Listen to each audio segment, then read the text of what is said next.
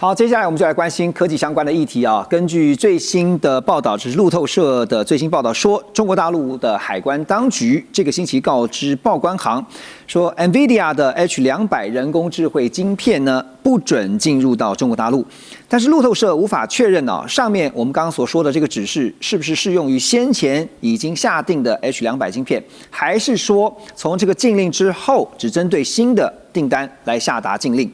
美国科技新闻媒体的 Information 呢，昨天就引述了2名知情人士的话，他们报道说，中方政府在这个礼拜告知部分的科技公司，只有在特殊情况下才会批准他们所采购的辉达 H200。那比如说用在哪些地方呢？大学研究之用，那就可以放心。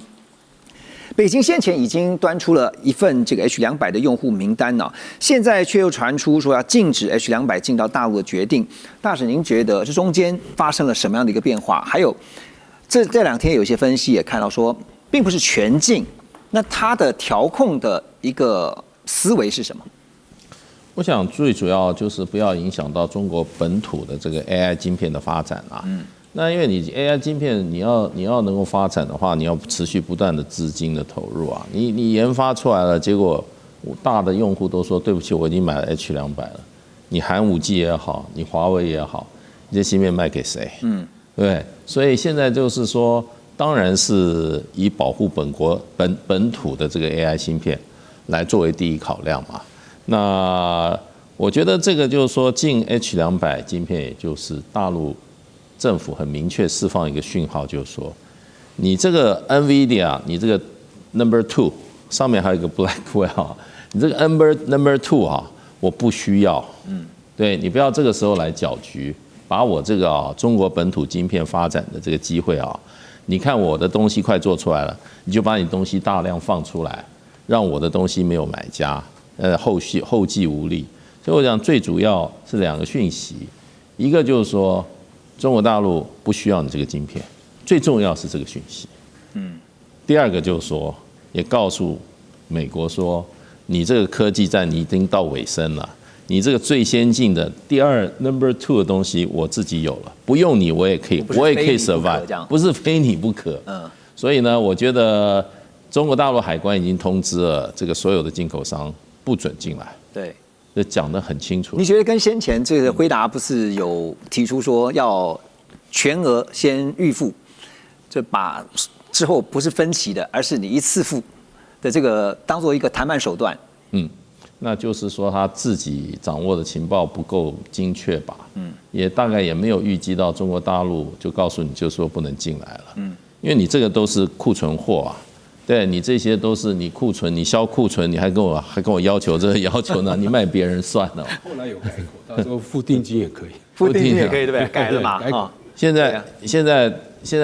在飞达钱赚不到，川普也有7.9亿美金赚不到啊，因为他有出口税啊。美国政府宪法明定不能固定出口税，你出口1块钱你要拿2毛5分给我，这什么政府？不适用于川普。那川普就跟你要啊，对不对 ？AMD 的时候只收了 AMD， 因为它那个是所谓特用，不是通用的，那个也是 AI 晶片，所以他给他收了15%。对，所以我觉得就是说，这个最大的一个讯息，我想让美国的科技界、全世界科技界大家会很震惊的，就是说，哇 ，H200你不需要，对，那你自己有是不是？那我也不要告诉我有没有，我反正不需要，就表示我不需要嘛。对，不需要就表示自己有能力，自己靠自己嘛。那钱不必要，你美国不必拿翘了。所以我觉得这个对川普对于这个整个美国科技界应该是一个很大的打击啦。因为美国这个对中国大陆科技在一个芯片上，它两个不可能。第一个让你买不到，先让你买了。过来还有一个让你做不出来，对不对？那你现在让你买得到，结果你不要，意思说你做得出来吗？那你对中国大陆过去所有的晶片设备的这种打压，看起来也没奏效啊。对，要不然中国是芯片制造设备自己做出来了，对不对？要不然用各种方式用这个所谓用不是用所谓的这个算力，而是用运算的方式来解决算力的不足了。反正大陆想出解方了，刚才提到就有解决办法了嘛，就是这样。对，就是这个能源的供应啊，就是说，当你依赖习惯之后呢，突然一下子没有的时候，你会不习惯。可是其实坦白说，你就必须要先想想这个因应解决之道啊。中国大陆的半导体媒体啊，新通社公众号，他们最近也发文，他们分析了说，这次美方松绑 H200到大陆，暗藏着3重算计哈。哪3重呢？第一重就是呢，基于大陆500亿美元规模的 AI 市场，这个饼很大。那透过25%的交易抽成呢，也能够对美国的财政啊，这个有很大的益处。那光是辉达单季度中国区的收入就可能为美国带来7.5亿美元的红利。第二重算计呢，是为辉达这些企业来纾困，因为先前的出口禁令让这些科技巨擘啊错失了关键市场。现在开放销售的话，可以挽回一些，至少这个营收上面啊可能会有一些损失可以补回来。第三呢，是试图用技术供应来麻痹中国大陆企业的自主研发意志，延续美国在晶片领域的话语权。陆老师怎么看新通社这个分析？只有一点他讲的不对，就是纾困啊，替辉达来纾困这个用语比较不恰当了，因为辉达目前是全世界最会赚钱、市值最高的公司，你不能用纾困来形容它，只能说它减少它去年因为55亿美金的那个订单的损失，希望减少损失了，你不能用纾困辉达来作为理由，这个全世界人家没有人听得进去。但其他2个理由也讲的应该是差不多了，尤其是第3个理由。对，第3个理由最好，就是说辉达要用它整个技术供应链，来让大陆的企业的自主研发意识来降低，这一点很重要。刚刚介大师有讲，目前中国大陆在晶片研发，华为跟寒武纪是 Tier 1，就第一间。那么他们还有 GPU 4小龙还有什么木犀啦、穗源啦、天数智新啊、必刃科技，尤其木星最近刚挂牌的时候，第一天就上涨700%，不得了。前2个礼拜又挂牌一个摩尔县城，也是一挂牌就上，所以表示中国大陆对 AI 的晶片这个非常的疯狂。那这一部分他们研发也加大力道。那如果辉达的这个 H200就是次高阶的这个晶片能够卖到中国大陆的话，它的确可以让中国大陆在 AI 的供应链方面，就是它整个的生态链上面有取得优势。对，因为我们知道你卖一个晶片，不是只有那个晶片。你要用CUDA那个系统软体才能够操作，你还有那个硬体设备也要配合。那软体、硬体要配合，还要有先进的封装，还有辉达的晶片，你还要跟超高频 HBM 的结合，所以这是一个非常复杂的生态系。那如果辉达能够把这个生态系卖到中国大陆的话，那中国大陆有500亿美金的这个市场在 AI 市场里面，那这是一个多大的市场？那当然辉达不会放弃这市场，对，他卖过去啊，对他来讲，不只是他在企业营收上有他的获利，不止美国政府可以抽税，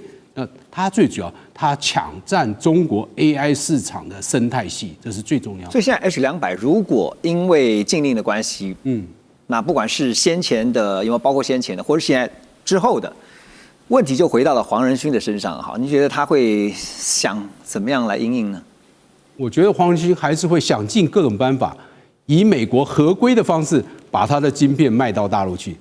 做生意的人永远不会放弃这么大的一个市场，因为 AI 市场的确是除了美国，中国是除了美国以外 AI 最大的市场，而且是2个这个最竞争的市场。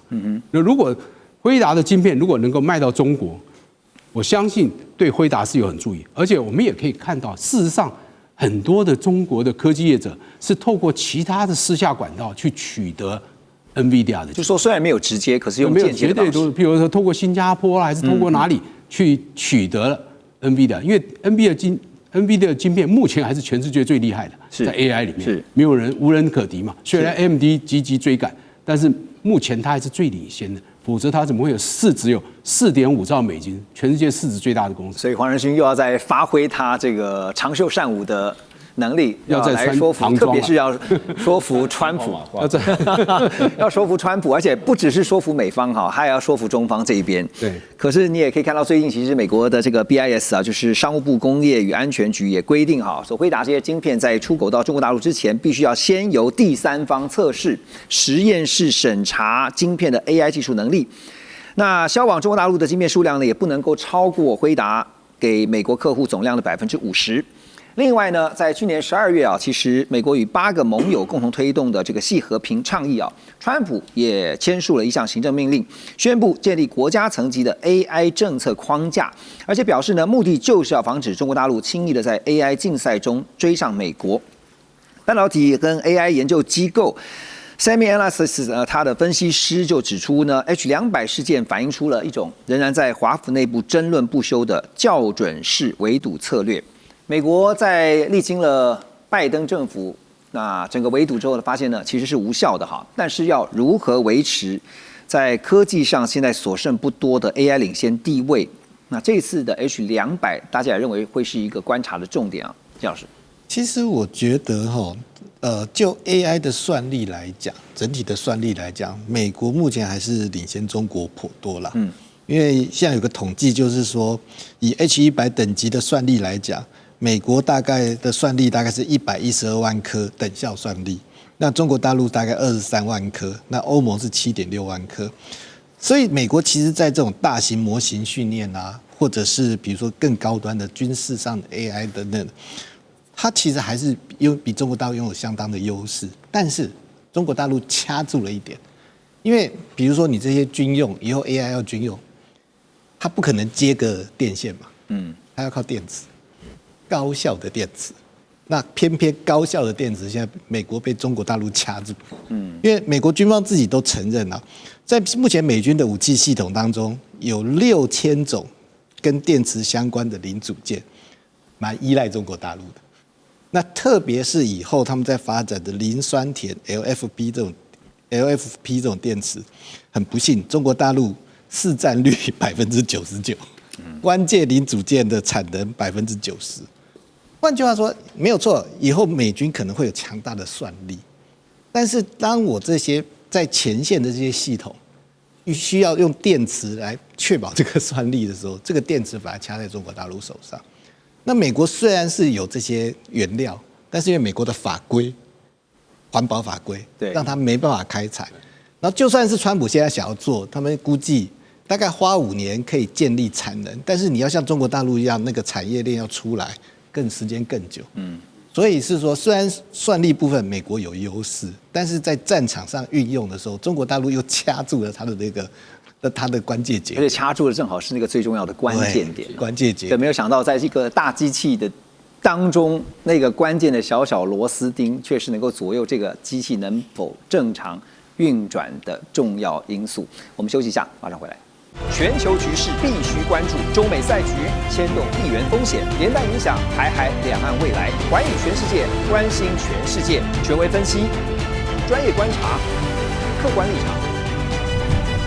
每周6日，请您准时锁定，一同关心全球大事的瞬息万变。好，回到环宇全世界来关心最新的消息啊，也就是台美关税的谈判。终于拍板定案，历经9个月终于有结果了。台湾的代表，也就是行政院的副院长郑丽君，在美国召开记者会表示，台湾取得了2个最优惠的待遇，一个是对等关税是15%，而且是不叠加，是美国贸易逆差国当中最低的税率。第二个呢，就是美国未来如果课征232条款关税的时候呢，美方承诺将会给台湾最优惠待遇，这是这一次。台美双方谈判2个最重要的成果。另外也听到了美国商务部长卢特尼特呢，在接受访问的时候，他指出，在川普任内，目标就是要将台湾整个半导体供应链产能的40%转移到美国。他也提到，这5000亿美元相当于头期款，用来把半导体制造，特别是制造能力整个要带回美国。好，首先呢，我们要从这个投资金额来看哈。大家都在看说15%，尤其是比较跟我们这个比较近的日本啦、南韩啦，都说我们都是15%了，那都是一样。可是以承诺的金额现在2500亿再加2500亿就是5000亿美元，这占台湾的整体的 GDP 来看呢，其实是56.8%，比起日韩不到20%，我们确实多了2倍以上还更多。那所谓台湾企业投资2500亿美元，政府提供2500亿美元的信用保证。我想问的是，陆老师，您是这个财经专家有哪些哪个企业有这种条件能够买单？您怎么看这次的这个？台湾在半导体跟科技产业目前最有能力的，当然就是台积电。那他因为这次的这个谈判，这个 MOU， 他并没有排除台积电，所以台积电已经承诺的1650亿美金，算不算进去就有争议了。如果算进去的话，就剩下就企业投资2500亿，就剩下不多了。第二个，台湾目前的半导体科技产业有能力也有需要会去美国投资，大概就是几家了。鸿海、EMS 就最大的厂，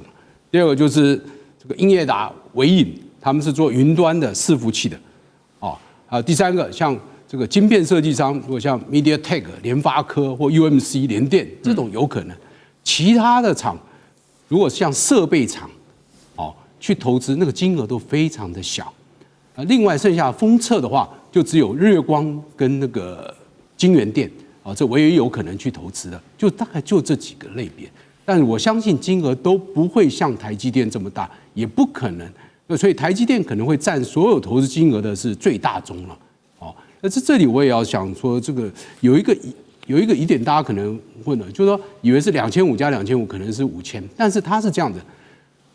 第一个，它是企业自主投资，它没有给你期限，所以它没有要求你3年一定要投资完，这是跟日本、韩国他们不太，他没有给你定一个期限了。对，这是对我们企业来讲是最好的。第二个呢，你实际投了多少金额，它也没有限制，只是说你希望将来投资到2500亿，总额是2500。对，第三，你投资2500亿，那政府融资保证2500亿，信用保证2500亿，这两个并不是完全可以分开的。也就是说，如果一个企业去投资2500亿，那这个2500亿政府把它保证用信用保证叫 credit guarantee 的话，那就是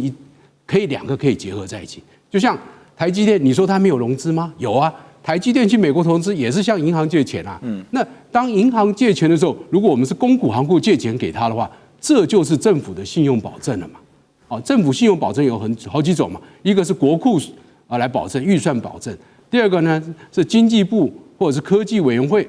的这个国发基金这种的一个科技委员会他们有提个产业创新基金这种的保证，第三个中小企业信保基金的保证，像这种保证就有这种形态。那像中小企业，如果小型企业跟中小企业信保基金有保证的话，将来会获得80%的理赔，所以对这个银行来讲，它的风险就很低了。您觉得这次的谈判结果，因为在一片欢欣鼓舞的声浪当中，也有分析跟看法认为是短多长空，您觉得呢？对台积电来讲是这样没有错，但对其他企业来讲是好的，因为像脚踏车、木材啊、工具区，全部他们的税率都降低了，所以对其他的产业来讲是好消息。那对台积电来讲，我们只是担心的是说，是不是人才一直往美国去，还有对内的投资是不是会减少了，一直往美国去投资，变成在台湾投资减少。所以台积电这个礼拜魏哲家董事长出来讲，他说没有减少哦，我们这个台湾投资还是持续增加。所以而且这次法说会他特别强调一个重点，就是在台湾的投资还持续增加当中，而且我们按照台积电投资的时程它第一厂目前就是4奈米的去年才开始生产，那第二厂要2027年下半年才开始量产了，所以那第3厂呢，可能川普下台了以后都还没有开始量产，所以这个能不能完全像卢特尼克讲的说40%的这个供应量能够移到美国，这是一个很大的问题。所以在现阶段，听到卢特尼特讲说，你们只要让川普开心就好了，因为川普 happy 不 happy 是最重要的可是问题是，刚刚你也点到重点，就是说以拖代变可能是一个台湾目前在采取的战略。可是在这个结果宣布之前，刚刚也提到台积电有举办法说会台积电董事长魏哲家也表示说，未来在 Arizona 要买地，要打造一个超大型晶圆厂聚落。那外界也质疑，会不会是因为跟这次的关税谈判有关系，等预先铺排有让利？那财务长呢，就是黄仁昭，他就受访表示说，在美国扩大投资跟台美贸易协议无关而且台积电也没有参与任何的关税讨论，纯粹是对于未来的 AI 浪潮充满信心，而且也强调一件事情，最先进的技术仍然会留在台湾开发。好，那问题来了就是说，现在在这个谈判结果一公布之后，有人觉得很棒，有人也觉得说这要担心的就是因为是科技产业外移的后果，将来大家怎么样来承担？以拖代变的战略，如果真的是如此的话，将来川普卸任，那美方如果拿着 MOU 要这个台湾履约，台湾有办法说不吗？因为先前在川普 1.0 啊，中美发生了这个贸易战，拜登就强调中方没有履约，所以要进行采购，可是中方就有实力说不，可是台湾没有，那怎么办呢？大使，美国人是讲契约神圣的，有人认为说还可以拖，我认为拖不了。美国人账是清清楚楚，美国最多的就是律师跟会计师，他盯你的账。你就不要承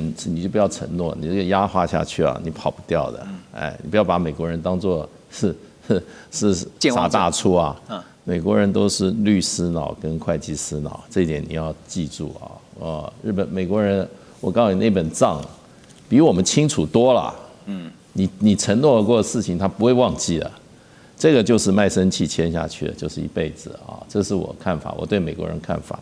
你跟美国人打话，你试试看，你跟他打马虎眼看看，哪有什么马马虎虎的，哪有什么不可能的？你承诺就是承诺了。我告诉你，川普下台了，美国政府绝对把这个继承下来了，不管谁，他不会忘记了。不管是共和党或者民主党，你答应的啊，你政府做答应的啊。这是第一个啦。第二个这个努特林克在这个，我不晓得我们这个民进党的宣传怎么做的不过努特林克在接受美国媒体访问的记者的时候，美国记者是一种非常惊讶的他说你们怎么可能拿到这么好的条件？怎么台湾会做这样子的让步？5500亿，日本才拿了5500亿啊，台湾5000亿，对5000亿，日本才拿5500亿啊。日本有说有以哪一家公司去美国吗？没有啊。当时石破茂说我们只是做信用，我们是去投资，然后呢，我们政府只做信用保证。而且跟日本人讲，你不要忘记哦，投资还可以赚钱哦。虽然赚的钱美国分的多一点，可是呢，我日本还是去赚钱的。对，韩国3500亿，造船业为主，它的核心实力，请问这个海力士去了吗？我们讲这个所谓记忆弹半导体，海力士跟三星是全世界的最先进的，去了吗？没有啊。为什么我们的逻辑晶片都要去呢？所以呢，美国的记者是不相信的口吻说，怎么可能台湾会答应这些事？川普的手下他好朋友努特林克怎么讲？他说，因为他们必须要取悦我们的总统。对 ，they need to make our president happy。就说了个大白话的。他为什么要让我们的总统干？他说，因为川普是台湾安全的关键。所以他认为你就是靠他。那韩国的安全难道不是关键不是美国吗？他也不会这样讲。韩国跟日本也需要安全啊。对啊，人家为什么这样讲？为什么说我们台湾的安全的川普是台湾安全的关键？所以呢，就变成美国人都认为这不可能 ，too good to be true， 怎么会谈出这样的结果？大使，您提到了安全谢老师，我请教，因为最近对照另外一件事情就是画面当中我们看到国防部的副部长徐思俭他表示说呢，这个台湾政府推动的军购特别条例总金额是1.25兆台币，这大家都知道和美元的话大概是折算是390亿美元，相关支出呢其实分别是政府对政府军购，还有商业采购，以及台湾本地的生产制造，并不是都是对美采购。他要强调是这一点然后他也说呢，大约还有3000多亿的台币是用在台湾自己本岛内的生产，其余的资金呢，则是对于这个对外的采购所以您觉得台湾的国防的军购跟这次台美关税的谈判之间有联动性，还是一点都没有？您觉得？我觉得如同介大使这样讲，美国多的是律师，他不会把它挂在一起，因为挂在一起对他不利。挂在，而且台湾没有办法要求把这个挂在一起。而且就以这个特别预算来讲，对美军售的部分，其实在关税抵定之前都已经谈得差不多了。那剩下的就是我们委托美国政府当我们的专案管理人，然后由这些美国的国防部的人去跟那些美国国防厂商去谈后续的细节。所以这过程当中，美国国防部这些人是不会顾虑这些的。那商售的部分是我们跟美国的厂商谈，那就是在商言商，看谁会谈判。所以你说这个事情要外溢到军售这边，我觉得现阶段不可能。台湾的军售谈判，就是特别是对美这一块，不管是因为军售我们是委托美国国防部的人帮我们做专案管理，所以从选商到细节的敲定，其实是美国国防部的代表我们去